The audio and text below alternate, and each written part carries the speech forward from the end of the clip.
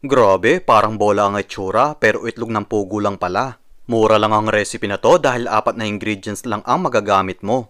Mamaya ituturo ko sa inyo kung paano gawin parang bola ito kaya wag nyong skip itong video. Ready na ba kayo magnegosyo kahit nasa bahay lang kayo?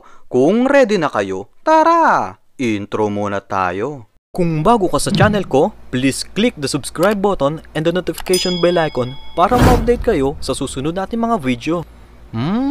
Sarap. Tamis.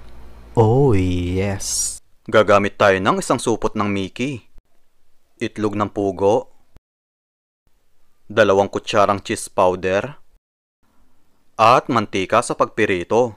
Gagamitin ko yung non-stick na kaserola ko. Sa mga gustong bumili, pumunta lang kayo sa TikTok ko, Lokong Kusinero. At i-click nyo yung basket na nakakwadrado. Magpakulo na tayo ng tubig. Then, ilalaga lang natin yung mga itlog ng pugo. Guys, konti lang ang lulutuin ko kasi sample lang naman ito. At ang kagandahan dito, may kasama na ding takip yung non-stick kaserola ko. After ng ilang minuto, luto na to. Kapag natikman mo itong mga itlog ko, panigurado tatatak yan sa isip mo. Bukod sa masarap na, tapos yung BP mo, tataas pa. Isalin lang natin to sa malamig na tubig.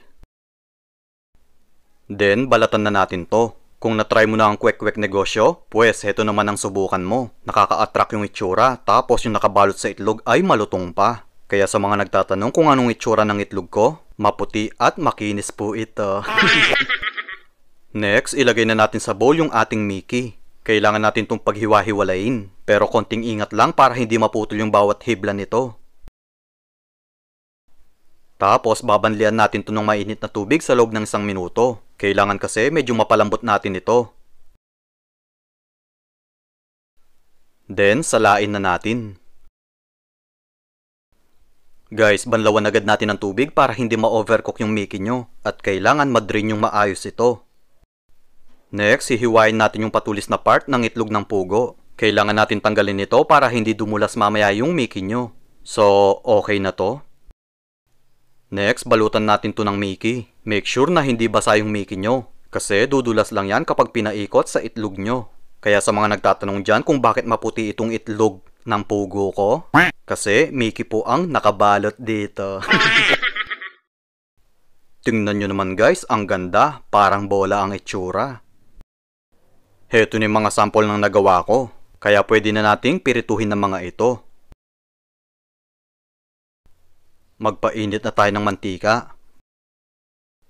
Then, pirituhin na natin yung mga pugo balls into medium heat hanggang sa lumutong yung Mickey dito. Bale, yung Mickey lang naman ang papalutungin ko. Crispy ang labas pero malambot ang loob nito. Baligtarin natin para even ang pagkakapirito.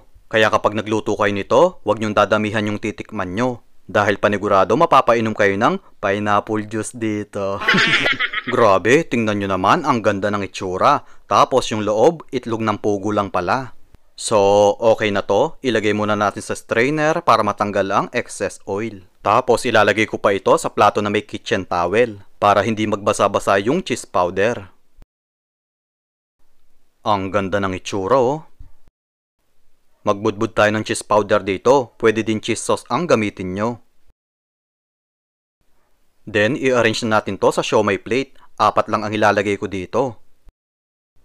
Heto ng ating crispy pugo balls. Try nyo na ang recipe na to na pang negosyo. Kayo nang bahala kung magkano nyo ibebenta ito. Kasi depende yan kung magkano ang presyo ng itlog ng pugo sa inyo. Maraming salamat po sa inyong panonood. Ingat po kayo palagi and God bless. Bye-bye. Bye-bye.